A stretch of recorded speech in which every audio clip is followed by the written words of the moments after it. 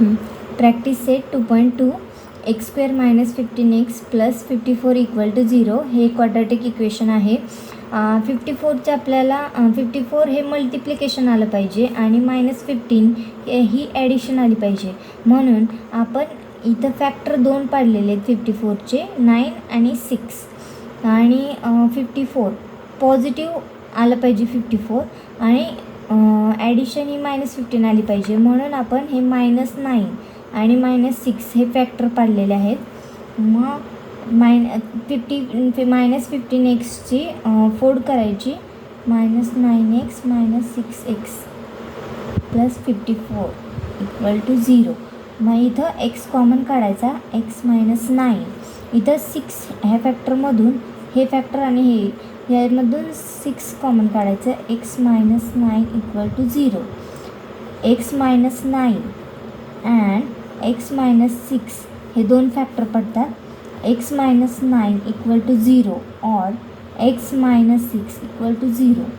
x equal to 0 और x equal to 6 हे दोन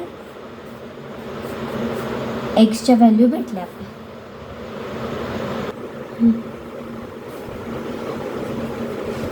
करू का? X square plus X -20 equal to 0 हे क्वाड्रॅटिक इक्वेशन आहे. आपण -20चे असे फॅक्टर पाडायचे जे की मल्टिप्लिकेशन हे -20 आलं पाहिजे आणि ॲडिशन ही +1 आली पाहिजे. त्यासाठी आपण 5 चौक 20 म्हणून 5 आणि 4 हे फॅक्टर पाडले. म्हणजे 5 चौक 20 आपल्याला निगेटिव्ह मल्टिप्लिकेशन आलं पाहिजे आणि पॉझिटिव्ह 1 आला पाहिजे. म्हणून आपण 5 पॉझिटिव्ह आणि 4 निगेटिव्ह घेतलेला आहे. मग ह्याचे इक्वेशन मांडायचं, X square plus 5x minus 4x minus 20 equal to 0.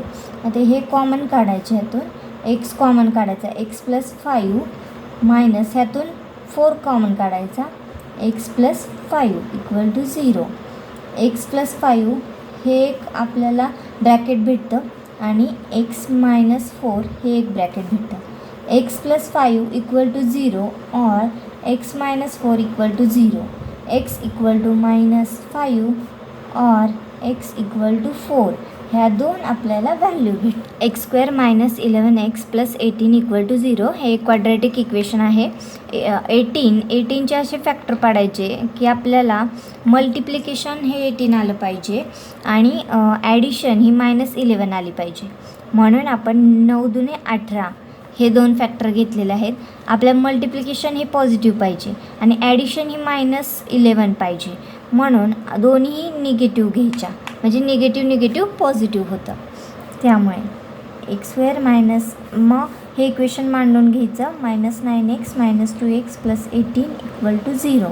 X common काढायचा, ह्याच्यातून राहिलं काय, x -9 यातून x -9 सेम ब्रॅकेट आलं पाहिजे. त्यासाठी आपण इथून -2 कॉमन काढतो. x -9 x -2 हे दोन फॅक्टर भेटतात.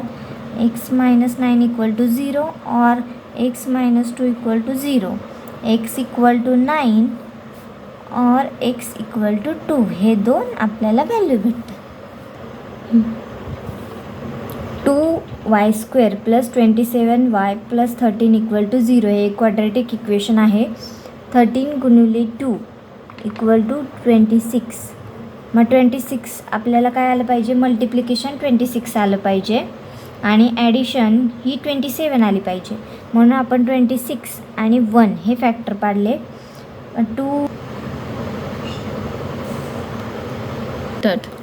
26 इथं कसं आलं, आपण 13 × 2 केलं म्हणून 26 आलेलं आहे. आणि 26चे आपल्याला फॅक्टर आता पाडायचे. 26 आता हे इक्वेशन आहे, त्याचे इक्वेशन मांडून घेऊया. 26y plus 1y plus 13 equal to 0. इथून आपण आता 2y कॉमन काढायचा, y plus 13 plus 1 y plus 13 equal to 0. y plus 13 हे एक आपल्याला ब्रॅकेट भेटलं आणि 2y प्लस 1 हे एक ब्रॅकेट भेटलं. y इक्वल टू -13 और 2y equal to -1, y equal to -1/2. आपल्याला y इक्वल टू -13 आणि y इक्वल टू -1/2 ह्या दोन व्हॅल्यू भेटल्या.